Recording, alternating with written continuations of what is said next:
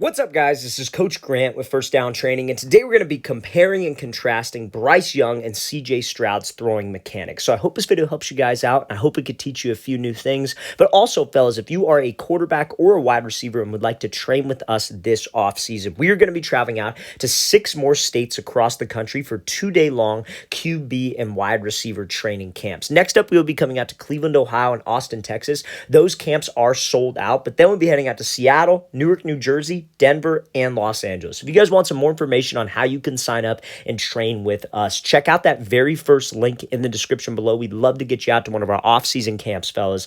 Let's get started with this video. So pretty much how this video is going to work is we're going to be breaking down some pros and cons of each of their throwing motions and compare the two, right? Because again, these are probably the 2 most talented passers in the draft, 2 top picks, obviously went 1 and 2. So what do they do mechanically that makes them so efficient? So I think Bryce Young's game is one of the most, it translates very, very well to the modern day NFL. You look at the guys who are dominating the game, right?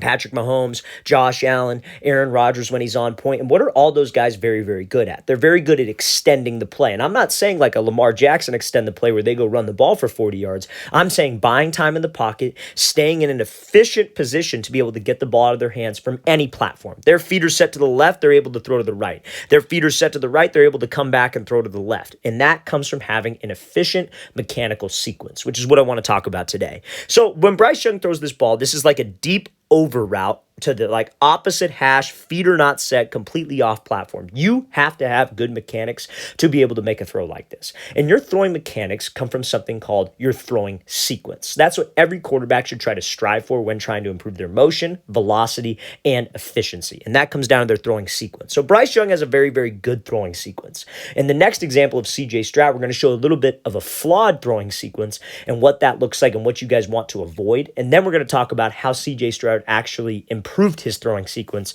at his pro day. Okay, so now, first thing about your throwing sequence, it comes down in 4 parts. The first part is going to be your base. You have to be in a mechanically efficient position to drive off of your back leg and your back hip. Now, I think every single quarterback, every quarterback coach, anybody that knows anything about quarterbacks knows that hip rotation is important. But it's not just about your hip rotation. It's about your base setting you up for hip rotation and your hips rotating at the right time of your sequence. So you need timing with your hip rotation, not just plain old hip rotation. We're going to talk about what that means. So first part of throwing sequence, like I said, is your base. If you guys, old school quarterbacks, you see like Drew Brees, Peyton Manning, they stood with a very, very wide base. Now, the game has evolved a little bit, right? So when Drew Brees threw when his base was very wide, that prevents hip rotation. You guys want to try to have your back foot underneath your back shoulder and have about 60 to 70% of your weight loaded on your back leg. Because for throw power, you want to take about 60 or 70% of that weight and transfer it to your front leg. Now, when you get to this base, that's the first part, right? The base, 60, 70% back, you want to be light on your front foot. Now, when you have that weight there, you have to take the second part of the throwing sequence, which is a quick front stride. So weight is loaded back and you want to step. You don't want to step to the target. You don't want to take this long baseball stride because that will put your feet super wide outside your frame, which prevents hip rotation. You guys almost want to think of it like you are stepping down. You are stepping in place because now when that front foot steps down, your feet are inside of your frame. You're in a powerful position. So the third part of the throwing sequence can happen, which is the hip rotation. And your hip rotation comes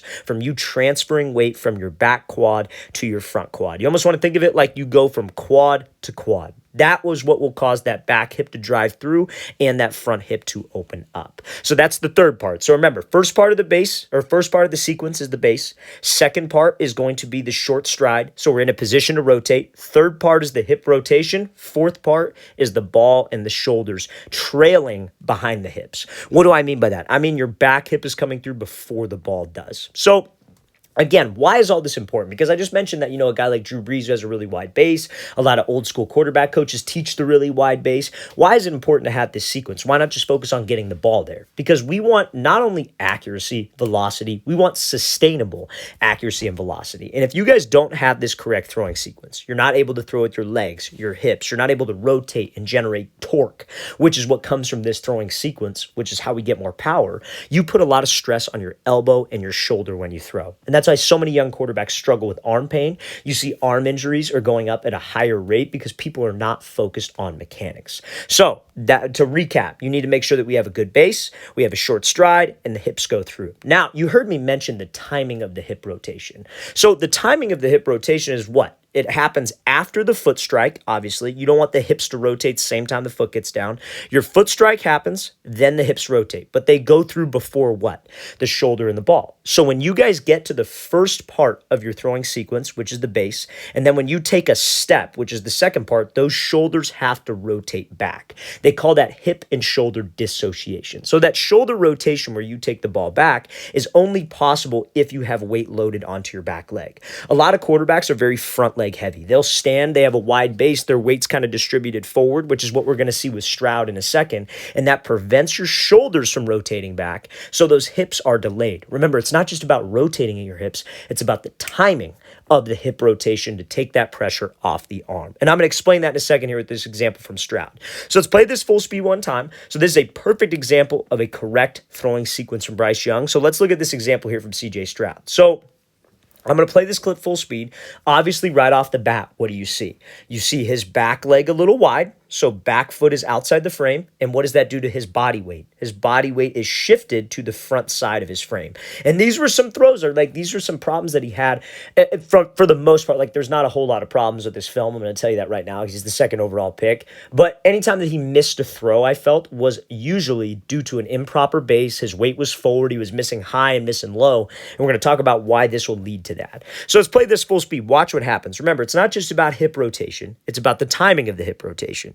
So the sequence is base, stride, hips, and then shoulders. But what Stroud does here is because the first step is off, the base, the stride happens fine, but because your weight is shifted forward, because you don't have enough weight onto your back leg, that foot is a little bit wide, your knees caved inward to start, what can't you do with that front shoulder? You can't rotate it back, like we saw in that example of Bryce Young. So he's pretty much opening up his shoulder same time the front foot gets down. He doesn't have any weight loaded onto his backside. So that causes those shoulders to come through before the back hip does. And this right here, again, back foot trailing behind. We're going to show he corrected this too in a second. But back foot trailing behind, hip trailing behind, shoulder and elbow are leading the hips. Guys, if you struggle with arm pain and you're a quarterback watching this, 99% of the time, this is the reason why. Because you're not getting your hips and your legs involved with the throw. But you might be thinking, well, coach, I am using my legs. I'm pushing off of my back foot. I'm trying to rotate my hips. Again, it's not just about pushing. It's not just about rotating. It's about the timing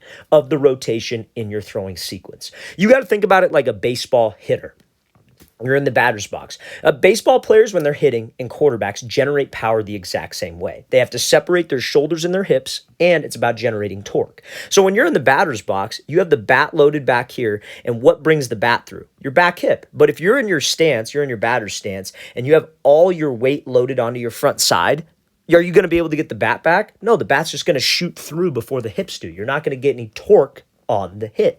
So that's how you want to think of it when throwing a football. This back shin should be straight. His weight should be loaded back. He should be sitting back a little bit more so when that front foot hits, he could close those shoulders back, have those hips rotate through because now he's in a mechanically efficient base to do so, and that will come through before the shoulders. And again, like I said, we're going to show a corrected example of this in a second because this is just one throw, and this is not something that I saw a whole lot. At his pro day, he didn't really do this too much, and that's the film that we're going to look at. Now, like we said, this is an example of Bryce Young kind of having a similar problem where he has a lot of weight loaded onto his front side. Now, as quarterbacks, we are rotational athletes. We're going to rotate one way or the other, right? And obviously, we want to rotate where? We want to rotate at my hips. But if I have to, because how you throw a football relies a lot on your rotator cuff, that's any rotational athlete, you're going to have some kind of rotation to get the ball through and to get power. But if your front foot is off, you have too much weight loaded forward, your base is a little wide, you're not able to close your shoulders, and when your shoulders are beating your hips in your throwing motion, chances are you have some kind of like hinge in your motion for power. And that's what we're going to show right here. This is an older clip of Bryce Young. This is not a recent clip because I think his throwing sequence is probably one of the best in the draft and most efficient. This is an old clip. I just want to show you what happens. So he's doing this kind of like half roll to the right, and he's hitching up to throw. But you see how when he does this, you see how heavy his front foot is, how he's got a lot of weight loaded to his front side. And this is a tough throw. This is a throw across the field. Like normally guys get to this position. Just when you hitch up to throw, we got to get my weight back. Now he leaves a lot of weight forward onto his front side. So watch what happens. When the front foot gets down, you see how his shoulder is coming open. His shoulder's not closing like we saw in that first example. So when that happens, quarterbacks will use, because again, when their hips don't rotate on time. Because remember, the stride happens, then the hips happen. It's base, stride, hips, and then ball. But when your base is off and you have too much weight forward, it's going to be stride, then shoulders, because you didn't get a chance to close your shoulders, then hips. So when your hips don't rotate second or third in the throwing, let's say third in the throwing sequence, because remember, base is the first part. When your hips don't rotate right after the stride, you are using all upper body for power. And to get power, what guys like to do is they like to pull the elbow down, they like to dip the head, and you see how the elbow and shoulder are ahead of the back hip? That's all because he has too much weight onto his front side. Now, why is this elbow dip and this head lean a problem? Because that is what pulls your arm off of something we call the midline. So when you guys pull your elbow down to your hip and you dip your head, every single quarterback has got an imaginary line that goes down the middle of their body. It's called a midline, right? And so whatever this front side does on the midline, it affects the throwing side in the same direction but opposite. So you see how Bryce Young, when he pulls the elbow down, what does that do? That pushes his release overly high. So if he lets go of this thing too early, it shoots high. He lets go of it too late, he's coming down like a pitcher. That ball could finish low. So we want to try to stay when I throw the ball. Obviously, I want to keep my shoulders level. I want to keep my head steady. And I want to keep my hand somewhere up by my collarbone. I don't want to pull the elbow down. You should almost finish in a perfect square to the target with your head steady, because that will keep that release inside your frame, and you could just snap your wrist and you could finish. And we're going to show an example of CJ Stroud doing that in a second with the corrected base. But it is hard to do that with a flawed lower half. If you don't get into that position where your weight is back, you're transferring your weight, you're on sequence, quarterbacks have to do this to be able to generate power, and that's what affects your release point. Okay, so I'm going to play this full speed one more time. Again, this is an older clip of Bryce Young, but I wanted to show you that because, again, this is a common problem that a lot of quarterbacks have. So now, let's look at this example here from CJ Stroud. This is a much more improved throwing sequence, improved base, and I want you to see how this ties into the mechanics as a whole, just from focusing on his feet. So let's watch him here. So he's just doing this simple, like shuffle drop, and he's hitching up, but he gets his weight back. That looks like a much smoother throw than his throw at the combine, because as you can see, when he's about to release that ball, what's coming through? Back hip is through, and the shoulder and the elbow are behind the back hip. That is where you want to get to consistently. Okay, so now let's talk about this. So when he hitches up on this throw, you see how he gets to the top of his drop? Where's his weight at? He's got a lot of weight loaded onto his front side, but when he hitches up to throw, he shifts the weight back. He gets his weight to that back leg, and you see how light his front foot gets. His weight is loaded. His back foot is under his frame. His weight is back. All of his weight isn't forward like that first example that we saw. So now when that front foot gets down and he steps, what can his shoulders do? His shoulders can stay back because his weight was loaded on the back leg. So now he can get onto that sequence. Because remember, first part of the sequence is the base. Second part is the stride. And what needs to happen next? The hips need to happen next, because it's like a baseball swing. It's like a golf swing, fellas. We're trying to create torque. But I can't do that if my base is off. If all your weight is forward, those shoulders are coming forward, and those shoulders will beat your hips, limiting our power, and that causes the pull down of the elbow and the dip of the head. So again, CJ Stroud gets his weight back. He steps. His shoulders are able to stay loaded. So what happens? The hips rotate through, elbow and shoulder behind the ball. You see how his head's able to stay steady. The elbow doesn't end up at his hip like that Bryce Young clip. His hand's up by his collarbone, and he could just snap and extend. He could finish level. You see how he finishes nice and square to the target, and that's what keeps that release point inside your frame. Again, your arm slot doesn't need to be like high like this. Your arm slot could be maybe a little bit lower. A lot of people are, trying to use that like arm slot now. I think it's so dumb because guys don't know actually how to use that. But if you keep a stable front side, you could do whatever arm slot that you want. There are many different arm slots depending on different throws. You might have to throw around a guy. You might have to throw over a guy. You might have to throw a touch pass. So the arm slot varies, but what should stay consistent is us staying square, hand by the collarbone, head stays level, and I can't get to there if I can't rotate with my lower half. properly. Okay, fellas? So I hope that makes sense. I'm going to play this full speed. Great example of improvement here with the mechanics of CJ Stroud by one simple movement of getting his back foot under that frame. All right, fellas, I really want to thank you for watching. I really appreciate it. If you have any questions at all, don't hesitate to leave those in the comment section below. Always appreciate the feedback. It's always great to hear from you guys. And again, fellas, we are coming out to 6 more states this offseason for 2-day-long QB and wide receiver camps. So check out that very first link in the description below. We'd love to get you out there. I'll see you guys next time.